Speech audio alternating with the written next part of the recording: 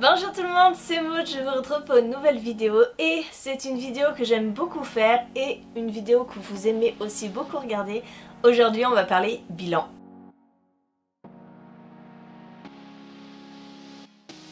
C'est le bon moment pour qu'on fasse un petit bilan de la chaîne, de mes lectures, de tout ce qui a fait que cette année a été ce qu'elle a été. Donc on va commencer tout de suite par les chiffres. Vous le savez, ou peut-être pas, si vous me découvrez que cette année, j'aime beaucoup en fin d'année faire un bilan et particulièrement un bilan chiffré. Le premier chiffre et le plus important, c'est le nombre de mes lectures. Alors à l'heure où je vous parle, il reste encore 10 jours avant la fin de l'année, donc je vais partir du principe que je vais peut-être lire 2 livres. Allez, soyons fous, on va lire 2 livres. Donc en tout, j'ai lu, roulement de tambour, 182 titres. Alors quand je dis titres, en fait nous avons 170 lectures, livres, et 12 titres graphiques. Donc dans les titres graphiques, je compte les mangas, les BD, les comics. Donc un total de 182 lectures. Je suis très contente puisque l'année dernière, j'étais arrivée à 172 au total. Donc j'ai réussi à grandir ce chiffre de 10 titres. Sur ces 190 titres, il y a eu 42 services presse de lus. Et j'ai fait, et ça ce chiffre me paraît énorme, j'ai fait 53 lectures communes. Je ne sais pas si vous vous rendez compte, mais dans une année nous avons 52 semaines.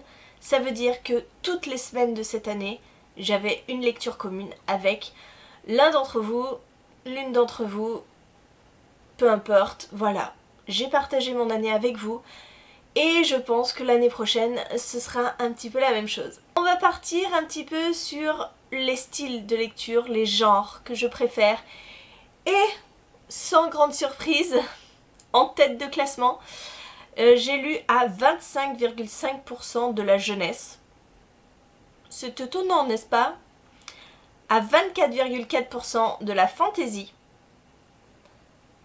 à 11,11% du fantastique, à 10% de la SF, à 8,8% du thriller et à 6,11% de la romance. Tout le reste, les 15% restants, c'est le reste. C'est le contemporain, c'est les mangas, c'est les BD, c'est l'horreur, l'aventure, etc., etc. Donc très clairement, la SFFF, c'est mon dada. Sur ces 182 livres, j'ai eu en tout 12 coups de cœur.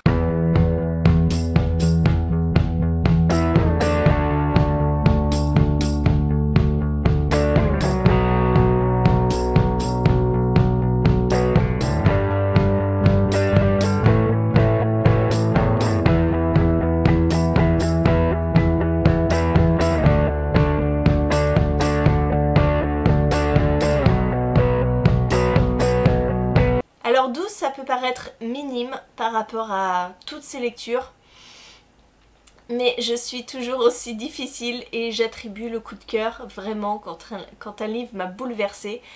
Et ce fut le cas pour 12 d'entre eux et principalement en ce mois de décembre, j'ai enchaîné les coups de cœur. Ça a été des excellentes lectures et donc j'ai rehaussé ce chiffre alors qu'à la base il n'était qu'à 9 je crois. Donc c'était un truc de fou ce mois de décembre. On va parler de choses qui fâchent, vous le savez, hein, vous voyez mes book hauls, vous savez que je suis une acheteuse compulsive de livres. J'ai beaucoup de mal à résister à la tentation et ça se voit dans les chiffres aussi, puisque si j'ai lu 182 livres, j'en ai acheté... Faut vraiment que je le dise? 275. Enfin, j'en ai acheté. Non. Non. Nuance. J'en ai acquis 275 puisque parmi ces 275, il y a eu 53 SP, 70 cadeaux. Oui, ça paraît énorme les 70 cadeaux, mais dans ces cadeaux, je pars aussi du principe que je compte les livres que mon chéri me ramène de son boulot, donc les livres offerts. Donc il m'en ramène énormément et ils sont là-dedans. 32 livres m'ont été prêtés. Et le reste, c'est vrai, je les ai achetés. Le reste, c'est 50 livres d'occasion et 71 livres neufs. Je ne sais pas si vous vous rappelez l'année dernière, probablement pas, mais l'année dernière c'était complètement différent, c'était inversé. J'achetais beaucoup plus d'occasions que de neufs. L'année dernière, j'avais acheté 83 occasions pour 34 neufs. Et je pense que c'est la faute, entre guillemets, hein, je ne vais pas mettre la faute sur quelqu'un, mais à Price Minister, voilà, Rakuten, qui a augmenté très sensiblement les prix pour les frais de port, et donc je passe beaucoup moins par eux. Ça se traduit forcément par une baisse de mes achats de livres d'occasion, et puis je suis beaucoup moins allée à Easy Cash. Mais voilà, pour le neuf, je n'ai aucune excuse. Ensuite, on va parler des sagas. Vous le savez probablement, je lis énormément de sagas. C'est rarement des one-shots, hein, on va bien se l'avouer. Et donc, j'ai fait le bilan. Cette année, j'ai commencé 32 sagas. Voilà. Donc quand je parle de commencer, c'est-à-dire que j'ai lu soit le tome 1, soit le tome 2, rarement le tome 3. Mais ils sont commencés. Et j'en ai terminé, attention, et là je suis quand même assez fière de moi, j'en ai terminé 21. 21 sagas terminées en 2018. Je suis trop contente. C'est quand même ça de moins dans toutes mes sagas en cours.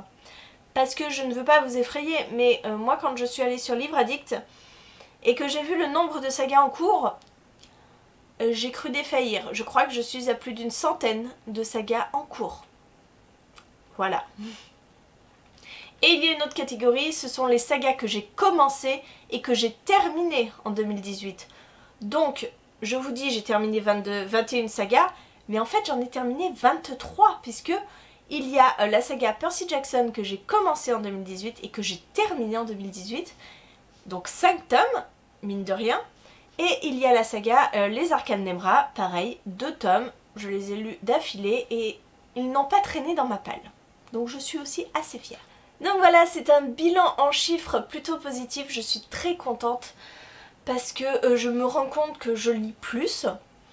J'ai un petit peu plus diversifié aussi mes lectures puisque je me suis tournée vers les mangas, les BD. J'aime beaucoup les titres graphiques, simplement je trouve que c'est cher pour le peu de temps de lecture que ça nous donne. Donc voilà, je reste un petit peu en retrait de ces titres. Je ne vais pas en lire beaucoup plus, je pense. Déjà 12, c'est plutôt pas mal, je trouve. Je me concentre de toute façon toujours sur les livres parce que ma palle déborde, mais un truc de fou. Je ne me suis pas amusée à comptabiliser ma palle. Voilà, je ne veux pas vous donner un chiffre pour cette palle parce que j'ai franchement pas le courage de compter. Mais on doit être pas loin des 250. On a dû atteindre les 250. Donc, je ne m'interdis pas d'acheter des livres. De toute façon, je suis incapable de m'interdire d'acheter des livres. Le zéro achat, c'est juste pas possible pour moi. Je serais trop frustrée. Donc ça, c'est dit. À l'heure où je vous parle, donc nous sommes le 21 décembre, nous sommes sur la chaîne 2322 abonnés. C'est juste un truc de fou, ce chiffre-là. Voilà, on s'approche tout doucement des 2500 et c'est juste exceptionnel. Un grand merci à vous de continuer à me suivre ou de me découvrir. C'est une grande aventure que je m'impose, que je vous propose sur YouTube. Ça fait maintenant plus de 3 ans que je fais ça, que je me mets devant la caméra, que je vous parle et je prends toujours autant de plaisir à le faire. C'est toujours un plaisir de le faire. Cette année, j'ai réussi à maintenir un rythme de 2 vidéos par semaine. Je suis très fière de moi. Tous les jeudis, tous les dimanches, vous avez une vidéo. Le jeudi, généralement, ce sont des vidéos un petit peu diversifiées. Et le dimanche, c'est toujours un point lecture tous les dimanches. J'ai même à plusieurs occasions publié plus que 2 vidéos, comme en ce moment, enfin tout le mois de décembre vous avez eu 3 vidéos puisque je vous proposais à chaque fois ma palle le mardi. Voilà, hein, ça continue comme ça. Je pense pas que je vais rester à 3 vidéos parce que ça me demande énormément de temps. Entre le moment de tournage, le moment de montage, le moment de mettre sur YouTube, je n'ai pas la fibre. Voilà. Ça me demande beaucoup trop de vous proposer 3 vidéos. Mais 2 vidéos c'est parfait. J'ai ma petite organisation, c'est parfait.